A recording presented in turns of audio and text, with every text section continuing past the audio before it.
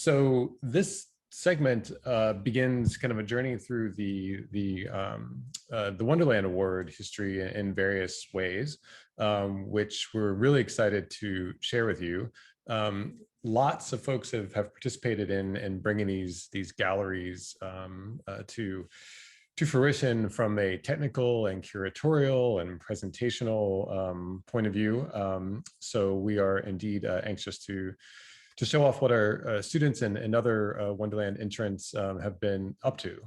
So to begin, I want to introduce Curtis Fletcher. Curtis is the director of the Amundsen Lab, which is, I just almost said the lab as a who rather than a which or that. The Amundsen Lab is part of our Sydney Harman Academy for Polymathic Study.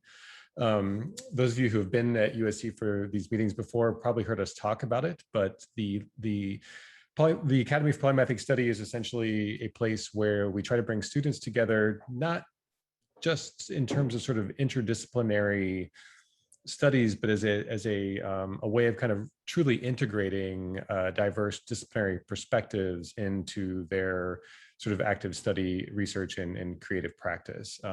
So we think of it as more sort of integrated way of having those dialogues across subject areas, and that's what the Academy is all about. The part that Curtis does is really about the hands-on physical and digital making projects that can emerge out of that kind of polymathic inquiry and polymathic practice. So Curtis is going to give a little bit of background on what we've done with our virtual galleries before we get on with the tour. So Curtis, all you.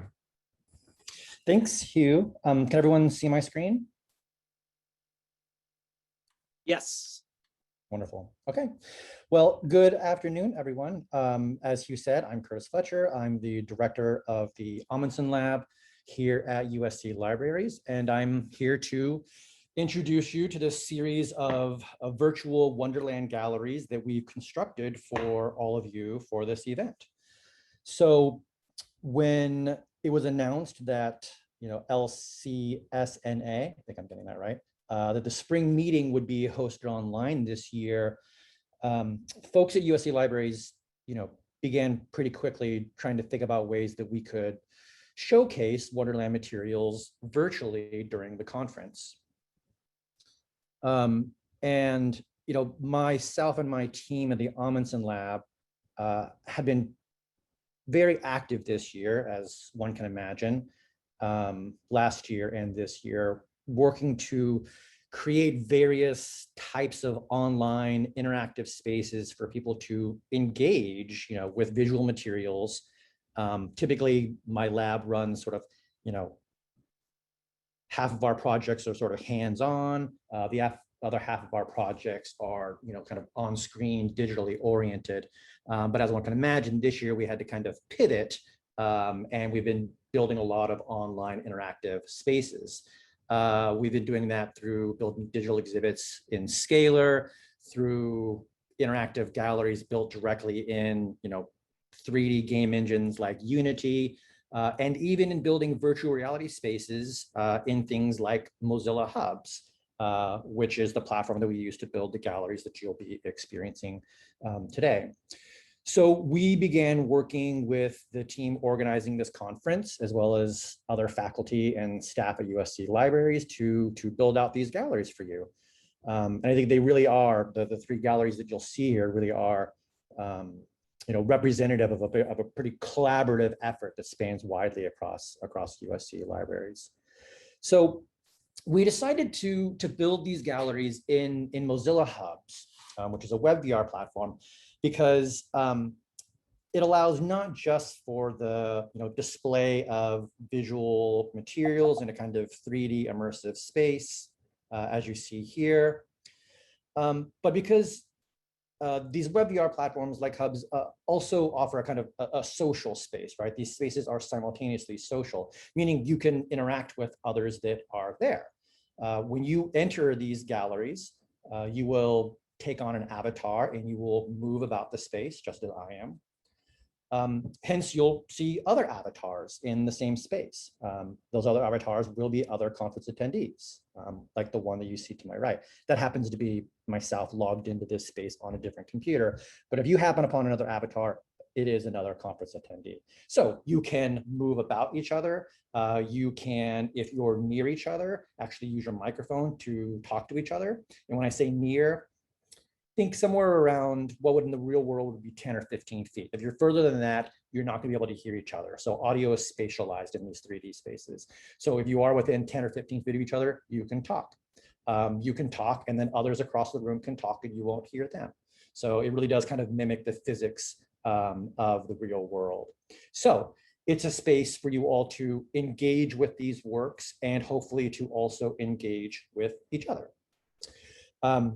You're about to get an extensive tour of these 3 galleries in a couple of minutes.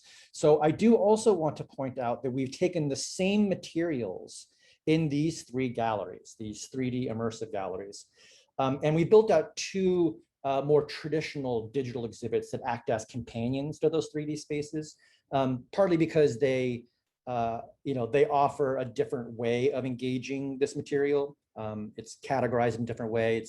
It's not as explorative as the 3D immersive galleries, but it does allow you to kind of browse the material by different categories or concepts. So for instance, alphabetically or chronologically. So we built them out partly for that reason, that they do offer a different way of engaging the materials, but also because we want to be kind of mindful of accessibility, given that these and the 3D galleries will be, will live beyond this conference. We kind of want to be mindful of the fact that not everyone has the bandwidth, right, to fully experience these sorts of spaces. And so the last thing that I'll say is that, if when you do try to go to these galleries, if you do experience some kind of technical difficulty that you just can't get past, I would encourage you to instead go to these scalar projects where you can view the same exact material. And I'll put these in the chat, the links to both of these in the chat in just a moment. So with that, I will hand it over to Tyson, Gaskill, and Anne-Marie, who will give you a tour of each of these 3 galleries. Following that, Samir Ghosh, my colleague at the Amundsen Lab, will do a brief kind of tutorial session on how to navigate these spaces and how to interact with others and the objects in them. And then finally, we're going to just kind of set you loose to explore these galleries on your own and with each other. Thank you, Curtis. And you're going to stop your screen share? I am. Okay. Cool. All right. Okay. It's my and my colleague Anne-Marie Maxwell's pleasure, she's right there, to welcome you to this walkthrough of a virtual exhibition of our Wonderland Awards. You're going to hear a lot more about the competition when this year's awards start at 4:30 p.m. today in a little more than 2 hours. And that is a minor change to our official schedule. We had some scheduling conflicts with our presenters, so we're just going to be starting 15 minutes later than we initially said. But as most of you probably know by now, the Wonderland Awards were started here at USC in 2005 by Linda Cassidy to foster engagement with our Lewis Carroll collection, which her husband, George Cassidy, donated to the USC libraries around the year 2000. Give or take. The competition is open to university students everywhere. Although the vast majority do come from USC, we've had winning entries from other schools. In fact, our 2019 top prize winner, Joe Cadigan, is speaking tomorrow, and he's from Stanford. So the judges judge these entries blindly, so they do not know who is, if it's one student, a group of students from somebody from USC, somebody outside USC, they have no idea who it is. I scrubbed the names off of them. So we've also kept in touch with some of our past submitters. Amanda Kennel, who submitted an entry a few years ago, and I think I saw her pop in here just a few minutes ago. She's remained very close to us and has helped build out our East Asian collection. She also presented at the last LCSNA conference we had here at USC in 2018. I mentioned that the competition is all about having students engage with the Cassidy collection here, and they've done so in truly remarkable ways. Since we say in the official rules that the competition is limited only by one's imagination, we have predictably received submissions that cover pretty much every facet of intellectual and artistic endeavor, from poetry, plays, films, nonfiction, analyses, games, both physical and virtual, music, dance, and I believe in 2017 we had a full opera take home the top prize. And the amount of work to compose and stage an opera is just jaw-dropping. It was a team of 3 who had been working on it for years, so they definitely earned their top prize that year. I know we set aside an hour for this walkthrough. We may not need that much. We'll see how things go. We want to make sure that you all have plenty of time to go through and check out the galleries yourselves after Anne-Marie and I are done. And you all should have received links to them. So to reemphasize what Curtis was saying, this is a pretty new technological platform. We've encountered a lot of hiccups along the way, just getting to this point where we're at here. So it's guaranteed we're going to have some technical issues with, somebody's going to have a technical issue with the galleries. So we just all need to be patient. They are a little bit finicky. The reason we had to send out the links in batches is because these galleries only allow about 20 people in them at a time, or else they'll slow down or crash altogether. And we have experienced that. If after our walkthrough, you go into the galleries at the links you were provided and you're having trouble, as Curtis said, come back to this main Zoom room link right here. And some of us will be here to try and offer technical help. Curtis and his team will also be roaming throughout the galleries, and they're going to try to help make things go smoothly. And he also mentioned, and it's posted in the chat, the links to it's the low-tech version of this, because the 3D version it does require a pretty good computer, a good bandwidth, and so forth. So, okay, let's begin. And as has been mentioned, we have these 2 galleries to show off. One is a collection of all 26 of the Wonderland competition submissions from 2020 and 2021. We combined the 2 years because of the pandemic, and that turned out to be a good thing. This time last year, we were all kind of newbies with Zoom. I don't know if we could have pulled off an awards competition and rewards show trying to do this. We have the other gallery that Curtis just very briefly showed you that we are calling 42 Lewis Carroll would approve. And we aren't saying that these are necessarily the top 42 of the past 15 years. We're not trying to judge in that respect, but they were some of the ones most conducive to this experience. We get a lot of written submissions, but it's hard to show that off in what is essentially an online museum space. It would have been nice to put all 42 in one set of rooms, but again, given the technology platform, we had to divide them up into 2. So everybody should have received 3 links, 2 of them for the Wonderland 42, and then 1 for this year's Wonderland Awards competition. Now, I don't think I need to go into any great detail with a group of Carrollians why we chose 42 entries to highlight. But if anyone wants to have some fun, they can post in the chat their favorite facts about the number 42, which was, of course, both Lewis Carroll and Douglas Adams' favorite number. Adams, of course, built his Hitchhiker's Guide to the Galaxy series around it. As it turns out, the number is the answer to life, the universe, and everything. I recently was poking around and found out that in mathematics, it's called a super multi-perfect number, which is pretty cool. And although this isn't Carrollian at all, I think it's also pretty awesome that it's the only number retired from every team in US Major League Baseball, because Jackie Robinson wore it. And he, of course, broke the color barrier in baseball back in the 1940s.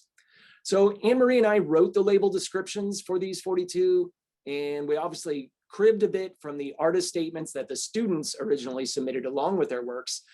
But if when we're going through, if we've misconstrued anything, I feel pretty confident one of you are out there more versed in the Carrollian multi-universe will correct us.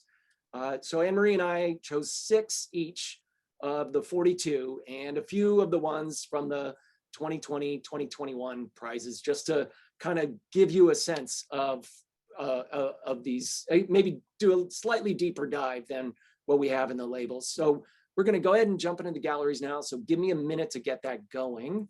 I'll mention that we have something like 6 or 8 films in the galleries, but we're not going to go through those because, well, number one, we don't want to just sit here and have you watch me watch a film. You can do that yourself in about an hour. Also, the sound will talk over us anyway, so that's just going to be kind of confusing. And we just encourage you to come back to those. As Curtis mentioned, the sound is spatialized, so the closer you get to the film, the better you're going to hear it. If you're, all the way at the back of the room, it's going to be very faint. So just kind of get up close, get a good feel of it. Okay, so let me open up the first gallery and start screen sharing, and we will begin. Anne-Marie, can you see that? I can see it. Okie dokie. All right, we're in. All okay, right. so Good this afternoon, is everyone. this is the spawning ground, so to speak. This is, I believe, Curtis, nod your head. This is approximately where everybody will jump in, right by the title sign for each gallery, right? Okay, so again, a refresher on a little bit about the galleries and the Wonderland Award competition. And I'm going to navigate through here. Whoa, there we go. And we'll come to, here's a gallery. We're going to come to the first item. And Anne-Marie, you can start. Okay, great. Good afternoon, everybody. I thought I'd start us off on our tour with sort of a traditional art making piece, a painting. This is by Yasmin Davis, entitled Who Am I, from 2017. And I picked this piece because in reading her artist statement and getting to know a little bit about her, she kind of decided to experiment and explore with some new things in creating this entry. She tried her hand at Cubist art technique, as you obviously can see here. So I'm gonna walk you through the visual of how or why or where the Alice representation is. More than just being a Cubist artist technique, though, it's really a very emotionally charged piece. And so the artist intended using the brighter colors and the details to really kind of emphasize that. So the cooler colors create a sense of contentment or excitement, and the warmer colors are supposed to be conveying the tension. So there's this give and this pull that's happening to Alice. And she's capturing the encounter between Alice and the group of flowers, as well as the caterpillar, when they're repeatedly asking her what she is and who she is. So they're constantly kind of questioning her identity. And so in response to that, we're seeing that Alice is being, sort of trapped in this moment of identity crisis. And she simultaneously is falling down the rabbit hole. And as she's falling down the rabbit hole, she's being wrapped up by the flower's roots and being engulfed by the caterpillar's smoke. You can fairly easily recognize Alice. You can see her blonde hair, you can see her blue dress. And then the green base that surrounds her represents the forest of Wonderland. And then to balance some of that intense emotional feeling, the brighter yellows and pinks are supposed to be representing the excitement and the sense of discovery that she's having in Wonderland as well. So I just, as a standalone piece, if you didn't know that this was based on Carroll's work, I think it's a beautiful painting, but reading the artist statement and how she kind of wove the emotions and the story into them, I thought was pretty terrific. Excellent. And I think Samir, when we're done, is going to again go through all the controls for everybody to show how you can, you can get up close. Whoops. Well, sorry. Yeah, better that Samir does it, especially. You can get up close and get a better view of these. Sorry, there we go. I will let him do the honors for that instead of me. But you can get better views of all of these works here. Okay, next one. So next I wanted to talk a little bit about Emily Mcpeak's work here, which is a history of Wonderland. And I'll read you just the starting sentence from her artist statement, which is, "I've grown up with short stories that lean on the absurd and fantastical, adventures wedged with details and characters that give it a wonderful variety." So I thought it was very interesting how she took this opportunity to reflect not just on Lewis Carroll's work, but all of the stories that shaped her and molded her as a young child, including she talks about that image of sort of the bird-like man seated with the glasses is her father. And he's telling her old stories about his youth in Appalachia, where he grew up. And she also is including characters from Maurice Sendak's books, as well as the Strega Nona story, which is all about the endless pasta bowl. And she's also referencing Dante's Inferno, and she's using images from the Layers of Hell here as well, some of those characters. So she's blending all of these different stories together and showing in her characters here the representation of how they influenced her, this young version of her in a little blue dress with yellow shoes. She really wanted to make the world as congested as possible to just show how much influence these different stories have had on shaping and making her who she is. And she feels that they all share similarities and impact as Carroll's work has had on her. So in doing the research for the award, it brought all of these memories to the surface for her, and she wanted to blend all of those worlds together. She really kind of describes the painting as a rabbit hole, and she feels that it lends for infinite exploration for all of us to kind of unpack and discover new characters and new pieces of information. And that is Emily Mcpeak's work. Okay. Thank you.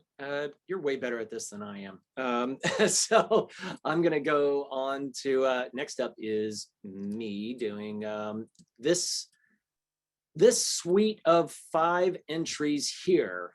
And these all have different names. This was by a young woman named Emily Yu in 2009. And I'll tell you the names of these from left to right. It's, hang on just a second.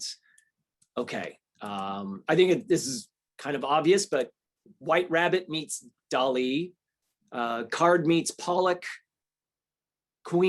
Mad Hatter meets Magritte, Queen of Hearts meets Picasso, and the Tweedles meet Warhol.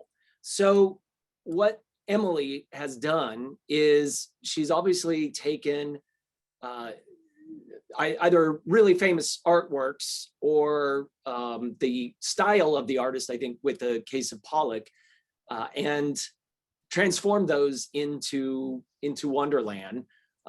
Inserted some of those readily recognizable Tenniel characters. Here you can see the Queen in this famous Picasso painting, and of course Warhol, famous for these. And she won 3rd prize that year in 2009 for these. And they're really tiny. They're actual physical artworks. They're painted on wood, and I'd say they're maybe, I don't know, maybe 5 inches by 3 inches, or they're not big, maybe 6 by 4 or something like that. But we had them photographed at high resolution. And actually, so far, all 3 that we've shown are physical artworks. We do get a lot of digitals, and probably more so these days, but we still do get a lot of traditional artworks. And one of the fun things that we always find is that they're often students who are not fine arts majors that are submitting these. And that's amazing. Like we'll get somebody who's a neuroscientist who does this incredibly complicated, multi-layered artwork. And you're thinking, what's going on here? Or a mathematician who puts together an actual card game that is all hand colored and illustrated. And I think that is the gratifying thing for us. A lot of times in their artist statements, they'll say, well, I'm tired of my field, not completely tired, but I just needed a challenge in something else. And I love Lewis Carroll. So I thought this is a great way for me to expand my, my interests.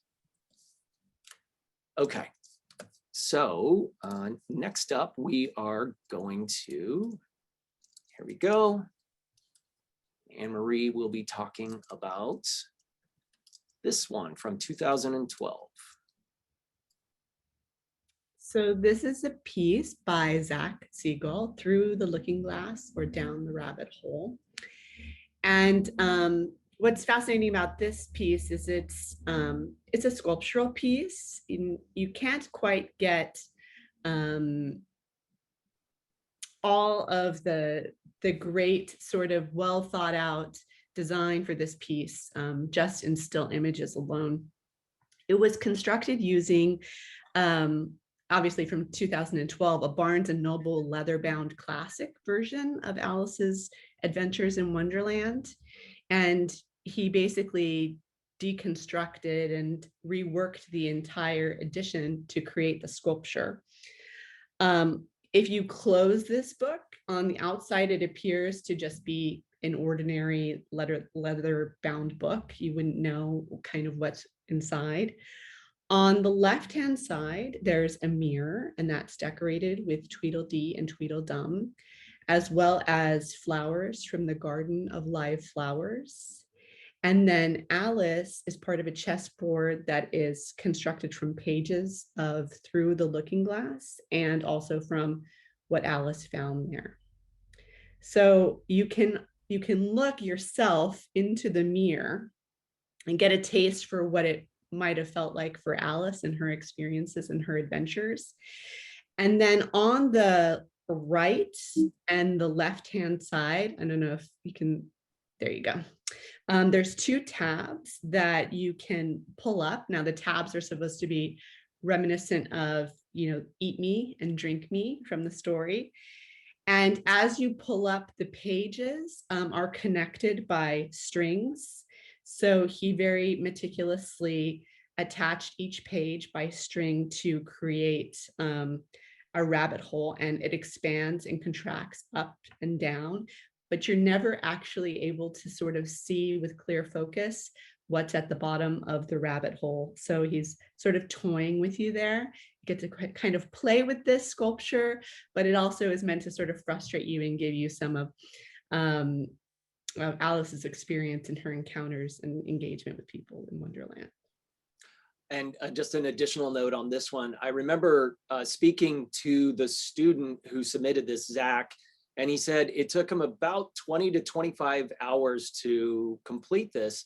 I think his description was that he watched the entire first season of Battlestar Galactica while working on this. So you can get a sense that a lot of times students will spend hours and hours, I mean, some weeks, months working on these projects, and it almost becomes an obsession for them. Okay, let's move to the other gallery. Let's see, right through here.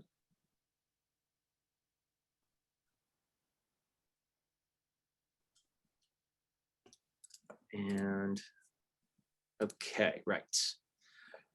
All right, the next one is what you're seeing right here is only a small portion of the entire book. It is called the Little Book of Letters. And what Kelly Combs did in 2009 was a very good year for Wonderland. We had a lot of astonishing submissions. I'd say every few years you just get a bumper crop. And this year I would say we got the same. some really outstanding submissions. So what Kelly did is she created an entire elementary school primer in a very sort of Carrollian sense. Each page is hand drawn.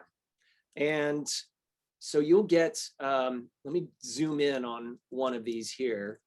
Well, we chose Alice here, A-L-I-C-E, just, you know, it's the entire letter of the alphabet.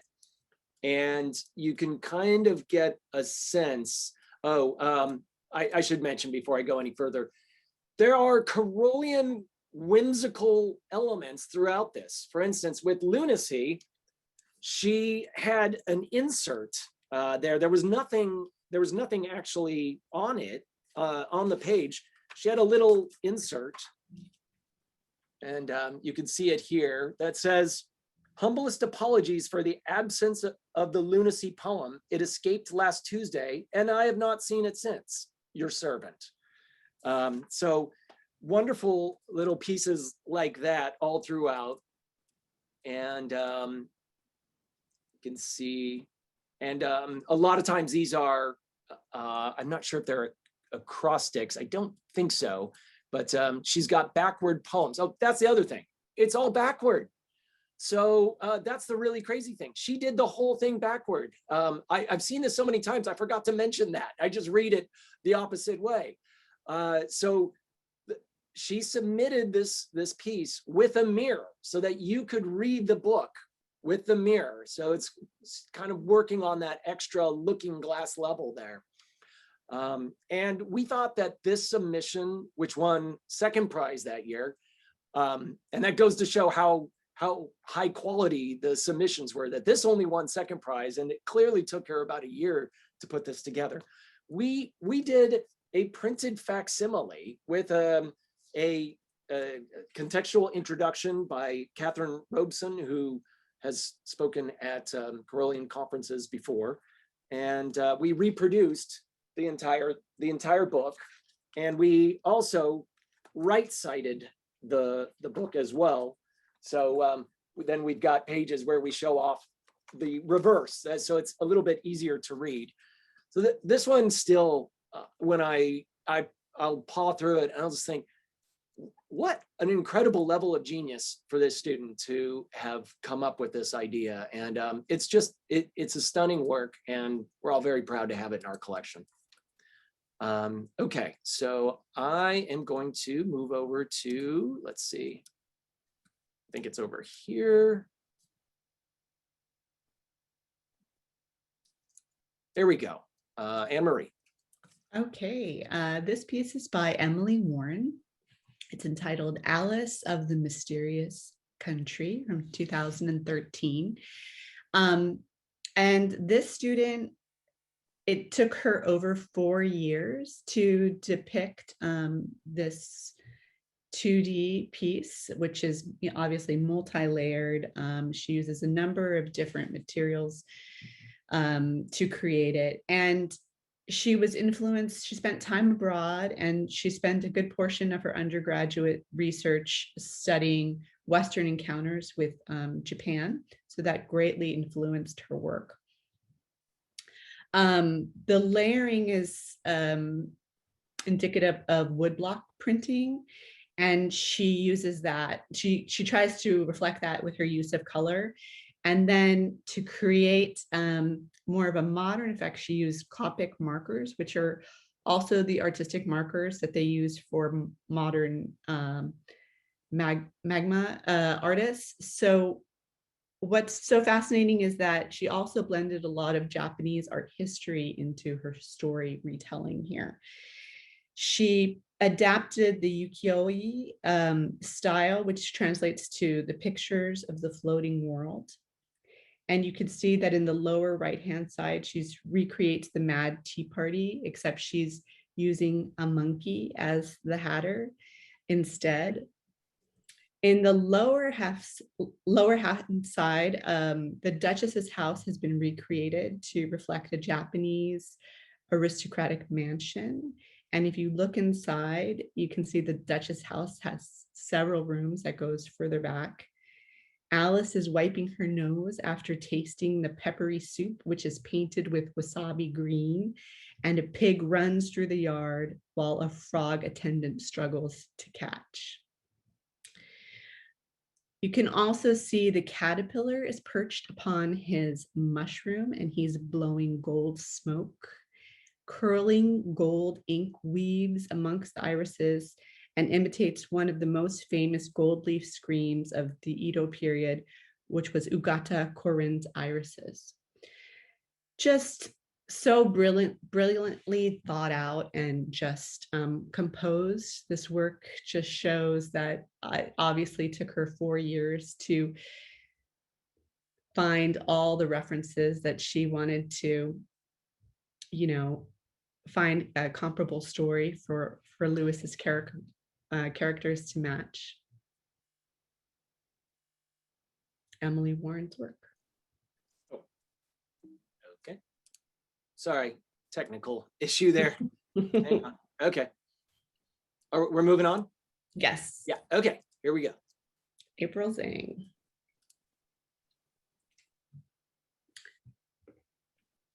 This is a piece by April Zang. It's a sculptural piece entitled Sweet Tea. This piece was accompanied with a press release for the sculpture's unveiling, and I'll just read you a little bit of that.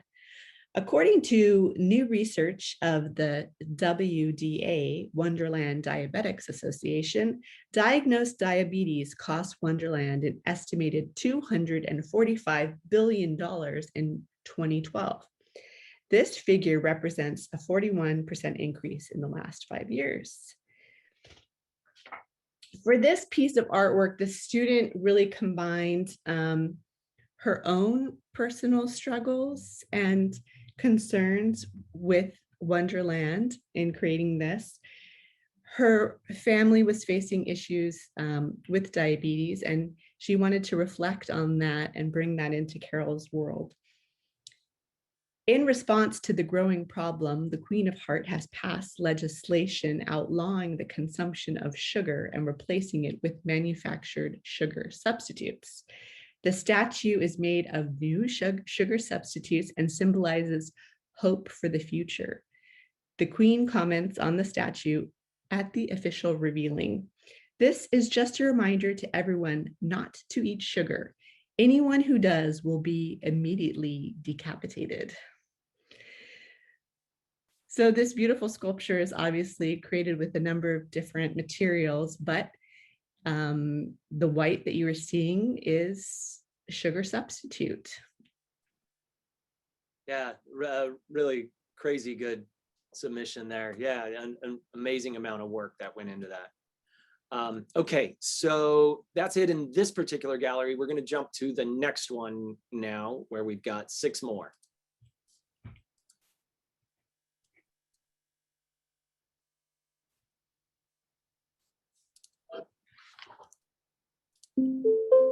Okay, and you can see the videos off to the side here. These are some of the videos that you can go through on your own. And let me see what our first one is, make sure I'm in the right room, or let's see, I think, nope, sorry, it's over here. Let me go back. Yeah, Curtis, I wish there were a slightly speedier way to navigate through these rooms, but that's okay. It's kind of fun. There actually is. You can you can hold down your cursor and transport to another spot, but we won't you get know into what? that. You're right. Oh, that's right. Oh, yeah. You're right. You're right. Well, you're giving the full user experience so that everybody knows. There you go. Okay, so our next one is from 2011 by Cynthia Macias, and it's called Come to Wonderland. And she submitted 3 full-size posters for this. And I believe this is maybe the first and possibly the only time that we've had an advertising campaign for Wonderland submitted.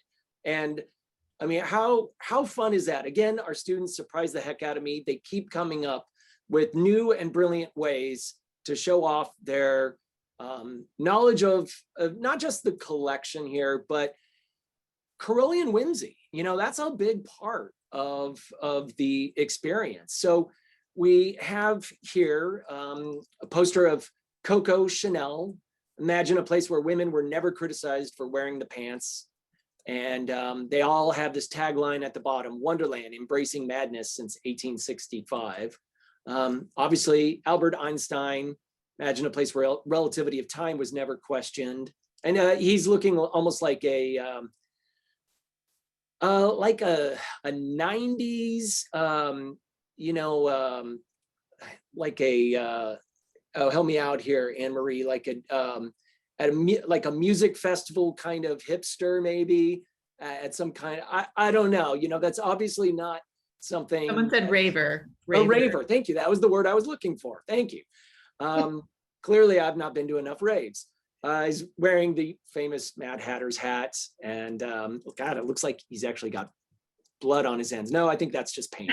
He's, taking things in a very different direction. And then we have the Wright brothers wearing these whimsical beanie hats, with the propellers, which of course work off their whole history. So this is one of those where it's relatively simple and straightforward on the surface, but every time I look at these, I kind of giggle. They're just they're so funny, and I think that's that's always a successful Wonderland piece, is if you can come back to it time and time again and just go, man, that was cool. I really like that. So I think Cynthia did a terrific job here. Okay, let me move on. All right, right behind us, if I can make my way over. So this is Wonderbucks by Eileen Tai. And let me give you a little bit of background. Back in 2013, Anne-Marie and I worked on an exhibition on the history of the Federal Reserve, and the White Rabbit was just in here. Was that you? Somebody's in here, which is great. So we worked on a history of the Federal Reserve, and we worked with the Federal Reserve, visited a couple of them around the country. We, as part of the exhibition here in Doheny Library, we had, I backed up a truck to the Los Angeles Federal Reserve, and they filled it up with shredded money, which they usually don't do, but we got special dispensation from the head of the Treasury Department. And we also made enormous versions, huge life size, well, much bigger than life size, like 6 feet on a side, vinyl recreations of US money. So that same year, as we're working on the Federal Reserve exhibit, Eileen Tai comes in with the only submission that has ever bothered to ask, what is the financial structure of Wonderland? How do people pay for anything? And of course, it's going to be weird, right? It's not going to be just your regular old money. No, we got to have banknotes of infinity wonders, zero wonders, of course. We've got to have irrational numbers. And this is not just pi. Pi is misspelled here deliberately. It's not 314. It's the 314. Because everything's got to be different and weird in Wonderland, right? And of course, they're signed by the Red Queen, which is, I guess, appropriate. So I loved this piece. I still love this piece. I just think it was, I think it was brilliantly conceived. It's one of those that's very simple on the surface, but every time I look at these, I just go, that was clever. And I love that. So let's move on. And the next one looks like I'm up yet again. Hang on. It's the White Rabbit. Yeah, I don't know. That's pretty cool. Okay, so my penultimate one in this gallery, Juliet Devette's Carroll and Friends from just a few years ago. Obviously, I think everybody here knows what this is a takeoff of. It's clearly Da Vinci's painting of the Last Supper, with that famous kind of disappearing perspective, the 12 people surrounding Jesus in the center. So of course we have Lewis at center, surrounded by his creations, and Carroll and Friends. maybe they would have been his friends. I don't know if the Jabberwock would have been his friend. Yeah, that one I'm not so sure about, but it was his creation, so it's part and parcel with him. It's really well done. Again, this is an oil painting. I believe it's oil, but it's about 5 feet wide by maybe 2.5 feet tall. The perspective on it is great. She's done a wonderful job here. Also, I just saw on Twitter, actually last night, somebody parodying this the same pose. They were parodying a Battlestar Galactica, that's the second time I've mentioned that show, a Battlestar Galactica promotional poster that was parodying The Last Supper, and somebody else had done a wedding photo parodying that. So this scene, it echoes through eternity. People love it. There's just something so resonant about it. So I think that she hit a wonderful mark with this piece. Carroll and friends. Okay, we're going to go on to our last one of the 42.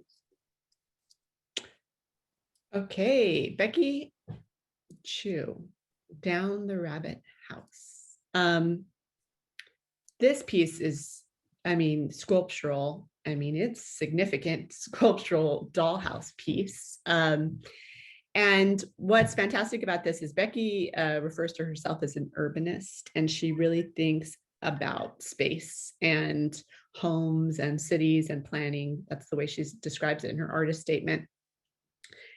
She really saw Lewis Carroll as a creator of worlds and lands. And so in creating this piece, she wanted to capture just a little bit of the world that he created in the White Rabbit's sort of gaudy house. This piece is meticulously crafted with paper and watercolors and paints, but also she uses LED battery operated lights. And in these little vignettes that she has created, the viewer can peek in. You can see Alice and Dinah asleep. You can find the White Rabbit, the March Hare, the Mad Hatter, the Cheshire Cat, the Jabberwocky, Tweedledee, Tweedledum, Humpty Dumpty. She really based her character design as a tribute to Mary Blair's artistic interpretation of Carroll's players. And it's a multi-level paper construction. It's also fairly lightweight, which is very impressive for all the details and all of the little vignettes that she's created. Down the Rabbit House. Okay. And again, y'all will be able to jump into these. We're going to move on now to the 2020, 2021 submissions. So give me a second while we boot that up.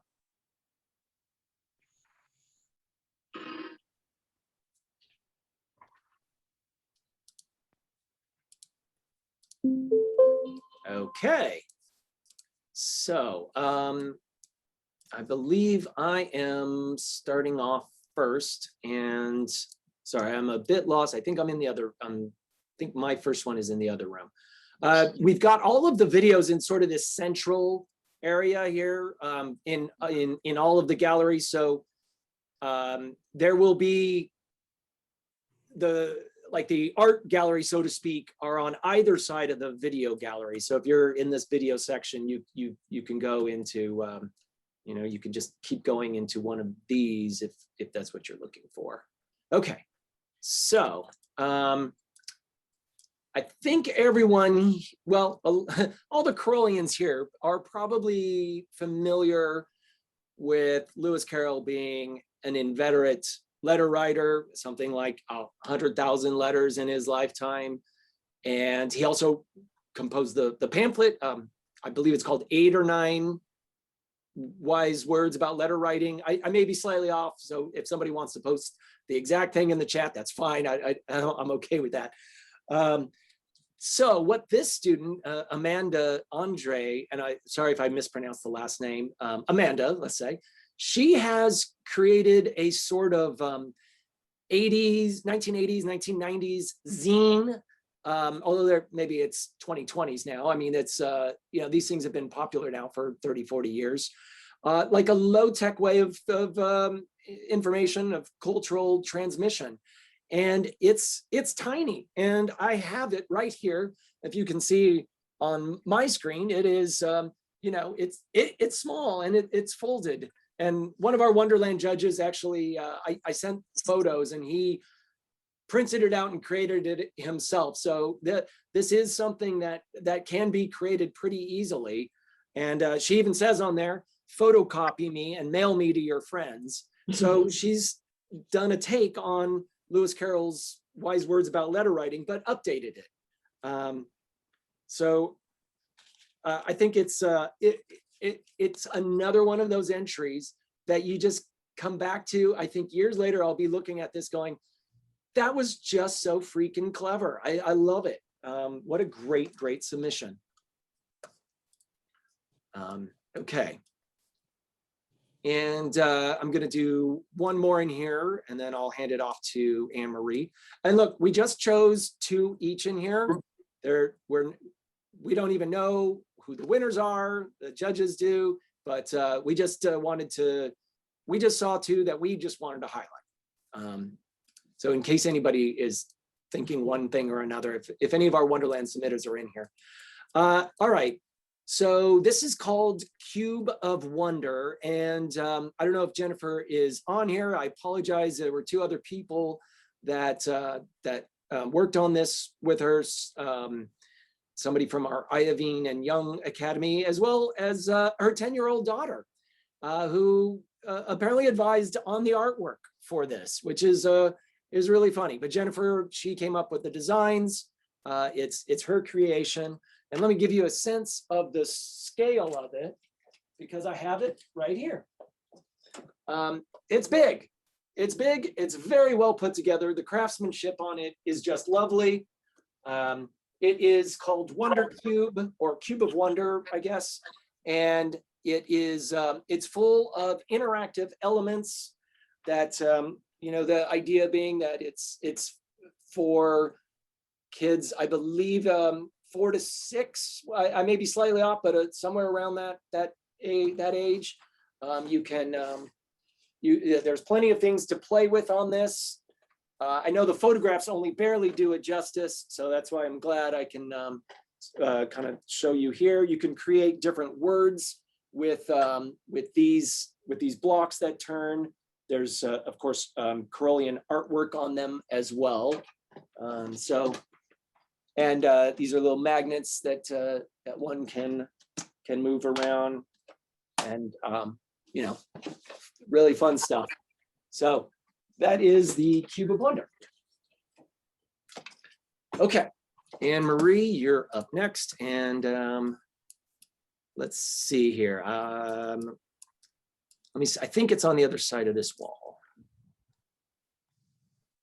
Yeah, this is your first one. So the last 2 pieces that I want to talk about, I feel kind of highlight COVID times. This Yarn Bombed Alice by Tammy Goroko, if I'm pronouncing her name correct. This is an installation shot of a yarn bombing. And I don't know if anyone is familiar with, you know, this type of street art, but it's meant for the general public. You know, it's temporary, it's whimsical. It gets people to think about beautifying, you know, everyday architecture structures in their environment. So I thought it was interesting to see this artist use this for her Wonderland entry.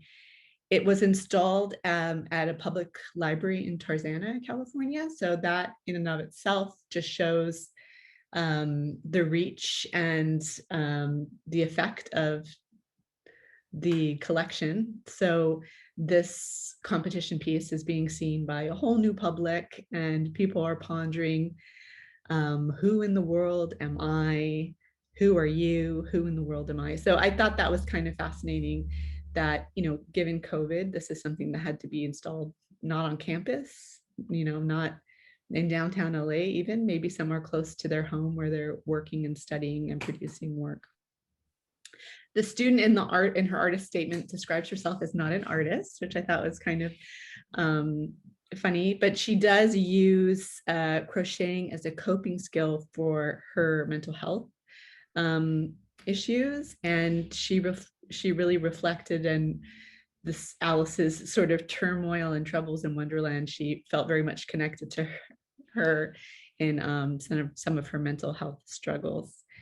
It's a temporary piece that was up, it's captured in these photographs. And she also feels like the reflection of Alice with sort of these large eyes. And it's hard to see, you can kind of get closer detail. You can see the crochet work and some of the fine work that was done in producing this. Gives it a little bit more of a resonance. And do you know the size of this approximately? There was no dimensions that were listed in the photographs or in her statement, so I'm not sure about that. And was this done in a guerrilla style or was it planned? No, it's totally guerrilla style, put up there. There's not a duration for how long it lasted, but being that most of the libraries were closed or understaffed, I'm sure that it had a pretty decent life for people to discover. So a temporary yarn bombing, I think that's a first for the collection. Definitely. 100%. Yeah. Okay, let's find the last one. I think it's in the... It's like right by the wall, title wall. Gallery, right? Mm-hmm. Okay.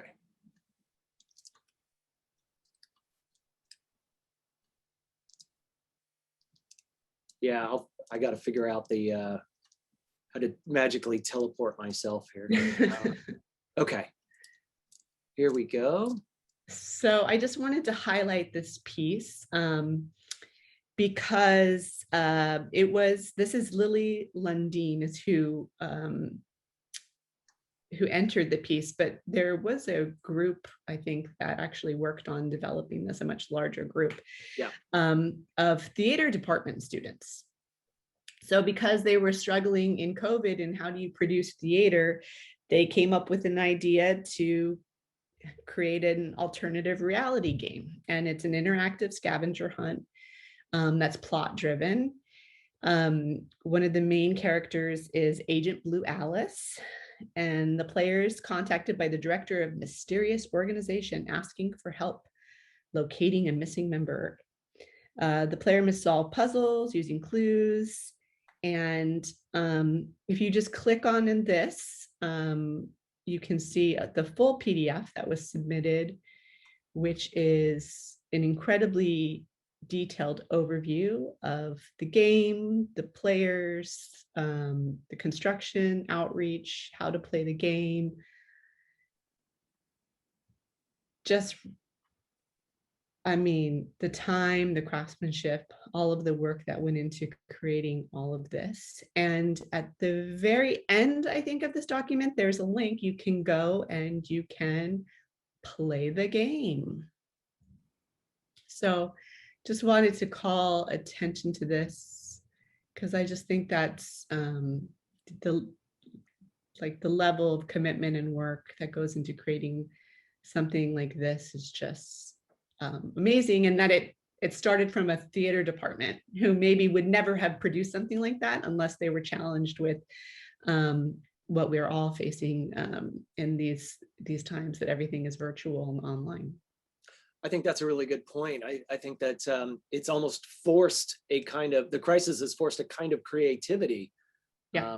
I know we often face that with with exhibitions sometimes. If we're dealing with a very finicky space, it almost forces us to be more creative than if we had a white walled gallery, so to speak, that we could do anything with. So, but this one, you're right. This one is a stunning amount of work went into this, and I know that the judges were just impressed with the depth and level of detail to it. So yeah, definitely, folks, if when we're done here, jump in and feel free to explore this one and explore the rest.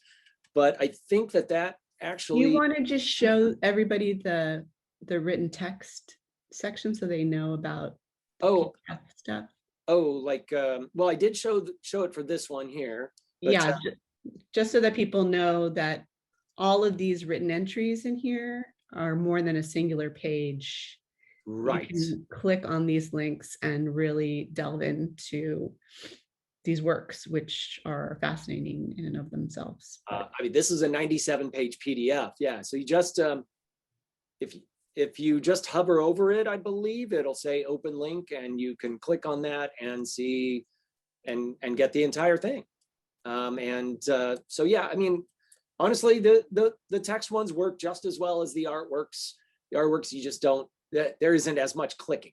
That's all. Yeah. But the text ones, you get that deep richness by being able to jump in and see more. So in some respects, this virtual gallery then works better than a physical one for us, because you can immediately jump into 100 pages of text, this play. In a physical gallery, obviously the best we can do is show 1 page, or maybe 2, but that's not going to be really all that helpful for anyone. So we've enjoyed the freedom that this has offered us in putting these together. So maybe this will be a feature going forward. Yeah, I mean, being able to showcase like multiple views of things that are sculptural, being able to actually have a link to something that's like an interactive game or an interactive book is really liberating, that you can't do in a traditional gallery setting unless you have a lot of technology set up. And even then you might constantly having to be tending to it to make sure it's not crashing or batteries aren't dying or something. But this is a great way to showcase the variety of mediums and methods that these students produce the entries. And we showed everything from a traditional cubist painting to doll houses to physical books to virtual games. So we have but we've got a lot of stuff in the chat. I did just get one question from somebody about how do you deal with students not being able to actually get to the Cassidy collection this year? Were they just inspired by Carroll in general instead of by individual pieces of the collection? That's a very good question. And we do have a lot of resources available online. So if they were able to show their engagement with any kind of Carrollian resources, I mean, maybe for instance, they could have ordered a book from us that we would have sent to them even throughout the pandemic. We've been mailing thousands of books off to members of our university community. So I believe some of our students have done that. I know that just before the competition window closed on April 1st, we had students come in and using our special collections because we had reopened our special collections. So Tyson? Yes. Be there. So there are a couple, I'm going to jump in on that question. Please. Sorry about that. So a number of them in the artist statement reference the bibliography that George has been working on for years. And so in there are descriptions of what the books look like, and some references. So they actually do use internet resources, and they have used George's piece as well. The other thing that they commonly do is they will go look, there's a website with the majority of the students' art type and interactive type materials. And so they kind of cruise what's been done in the past as well. And it seems to have been worked. It seems to have worked. They never really complained too much. It looked like probably at least more than half of them had found their way to the library before or at some point. So some of them take 2 years to do a project, but they've already done part of the research and then they're creating their piece. So we were a little surprised that they actually did pretty good. And a number of them have references on them. Right. Well, I mean, we even presented a piece today that took 4 years to develop. So there might be some entries that have been in the works for a while before they were submitted for 2020 or 2021.